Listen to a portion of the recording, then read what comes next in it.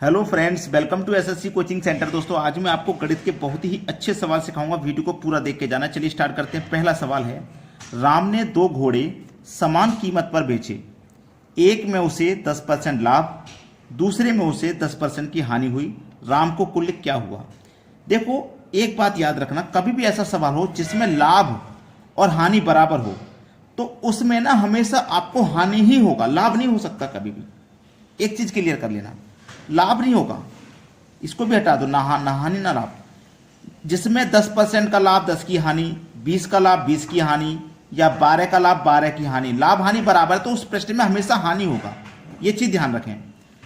अब इसके लिए करने एक तरीका होता है, a प्लस बी प्लस का ए बी बट्टे 100। ए का मान कितना है भैया? 10 है, 10 लिखो। ये लाभ है ना, इसलिए प्लस का। ये हानि है तो माइनस का 10 आएगा। प्लस माइनस माइनस, ए का मान 10 है, बी का मान भी 10 है, बटे में 100। 2 जीरो से 2 जीरो कट गए, एक एक कम एक आ जाएगा। प्लस का 10 माइनस का 10 कट गया, माइनस का 1 आया। माइनस में आने का मतलब है हानि होगा, 1% का हानि होगा। अब 1% का हानि किस ऑप्शन में? पहले ऑप्शन में। यह हो जाएगा सवाल का बिल्कुल सही जवाब। तो सभी बच्चों को समझ में आ गया ना क्या करना है इन सवालों के लिए। अब देखेंगे अगला प्रश्न। अगला सवाल है, पूजा को एक वस्तु बेचने पर 20% का लाभ होता है। यदि उसने वह वस्तु 10% कम पर खरीदी होती और 30 रुपए कम पर बेची होती तो उसे 20% का लाभ होता। वस्तु का लागत मूल्य क्या है? देखो, वस्तु का जो भी लागत मूल्य होगा वो होगा 100। 100 की चीज को क्या हुआ, ध्यान रखना, 10% कम पर खरीदी। 100 की चीज को 10% कम पे खरीदेंगे मतलब 90 में खरीदेंगे, और 20% का लाभ चाहिए तो हम उसे 120 में बेचेंगे। इतना क्लियर हो गया ना? चलिएगा, ध्यान देना अब इसको।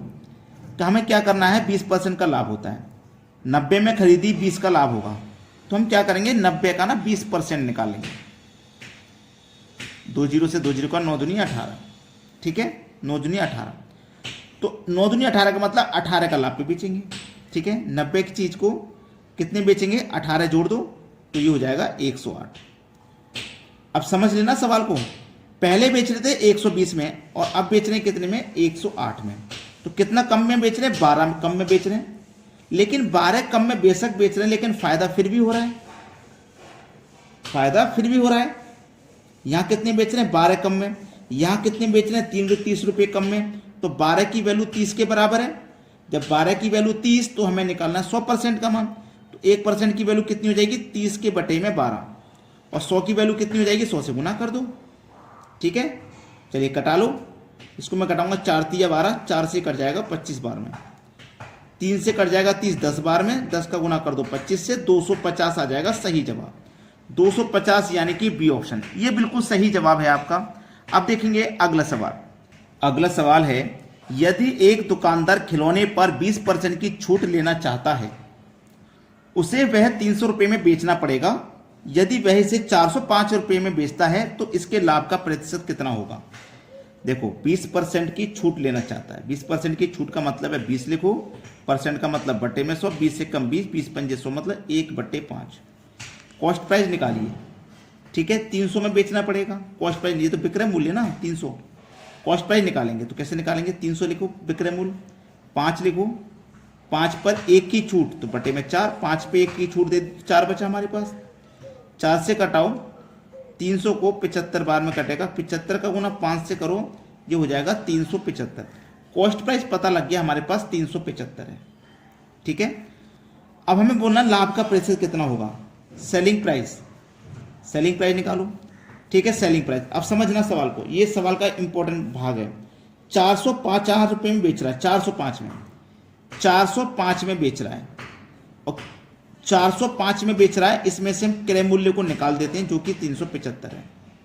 बचा कितना, 405 में 375 गया तो 30 बचा, ठीक है, 30 बचा, बटे में कितना आ जाएगा, लाभ निकालो चाहे हानि, भाई 30 का लाभ है, लाभ निकालो चाहे हानि, बटे में कॉस्ट पे जाता है तो 375 बटे में आ जाएगा, और गुने कितना हो जाएगा भैया, 100, ठीक है।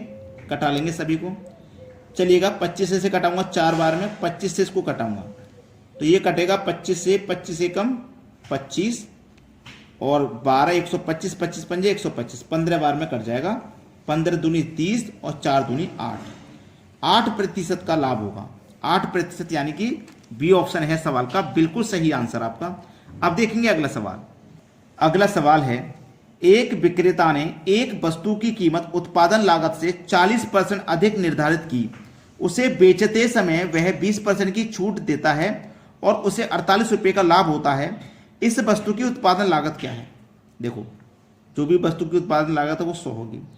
100 पर क्या काम करता है, ध्यान देना, 100 पर क्या काम करता है इसको समझना। देखो यहां पे क्या हो रहा है, 40% अधिक निर्धारित की। 100 की चीज पे 40% अधिक निर्धारित कर देंगे तो वो कितनी की हो जाएगी, 140 की। 140 की हो जाएगी। फिर हम इस पर क्या करेंगे, 20% की छूट देंगे। 140 पे 20% की छूट दे दो, 2 जीरो से गए 2 जीरो, 14 दूनी 28, मतलब 28 रुपये की छूट दे दी। समझ लेना, 100 की चीज है, 40% अधिक अंकित कर दिए तो 140 में बेचेंगे, 140 में बेचेंगे। लेकिन 140 पे भी हमने क्या किया, 20% की छूट दे दी, मतलब 28 रुपये की छूट दे दी। तो 140 पर हमने 28 रुपये की छूट दे दी, यानी कि 28 कम में बेचेंगे। ठीक है, 28 कम में बेचेंगे। इतना क्लियर हो गया ना। अब इतना जब क्लियर हो गया है, कितने की चीज थी हमारी, 140। 140 में से कर दो 28 को माइनस, कितना बचेगा, 112। तो हम बेचेंगे कितने में उसको, 112 में। समझ लेना बात को, 112 में बेचेंगे। 140 में 28 माइनस किया, 112 में हम उसे बेचेंगे, 112 में।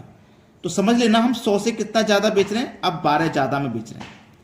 कितना ज्यादा में बेच रहे हैं, 12 ज्यादा में, यानी कि 12% का हमारा लाभ है। 12 का लाभ है ना, यहाँ पे कितने का लाभ है, 48 का। तो 12 बराबर 48 की। तो एक की वैल्यू कितनी, 12 चौक 48, एक की वैल्यू 4। एक की वैल्यू 4 तो लागत मूल्य मतलब 100%। एक की वैल्यू 4 तो 100 की वैल्यू कितनी, 100 से गुना कर दो, 400। 100 की वैल्यू कितनी हो जाएगी, 400 हो जाएगी। बी ऑप्शन सवाल का सही जवाब है। सही बच्चे वीडियो को लाइक जरूर कर दें। ठीक है दोस्तों, धन्यवाद।